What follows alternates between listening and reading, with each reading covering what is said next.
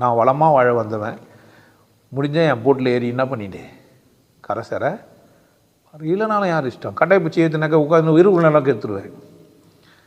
போட்டு தள்ளாட வரோம். நாங்கள் தள்ளனா கூட உசாராக தான் இருப்போம், அது ரெண்டாவது விஷயம். ஆனால் நீ தானே குச்சிடுவே, பார்த்துக்கோ. என் கத்தி உன்னை வெட்டுறதுக்கு இல்லை, என் வார்த்தை உன்னை வெட்டுறதுக்கு இல்லை, செதுக்க. என் கத்தி உன்னை வெட்டுறதுக்கு இல்லை, செதுக்க. அதுக்கு ஒன்று தான் வேணா, கத்தி தான் வேணும். எப்படி எங்கள் அம்மாவுக்கு முள்ளை சீவி குத்தணும், தோலை கீச்சு பதமாக பற்ற வைக்கிறதுக்கு குத்தணும், தோல் தனியாக அது தனியாக வாசலில் காய வச்சுருப்போம். இந்த சம்பவம் வந்து பின்னாடி ஒரு கதை. எங்கள் அம்மாவை எங்கள் ஆயா அடித்தாங்க, அந்த வேலிங்கத்தை முள்ளை ஊந்து இருந்தாங்க.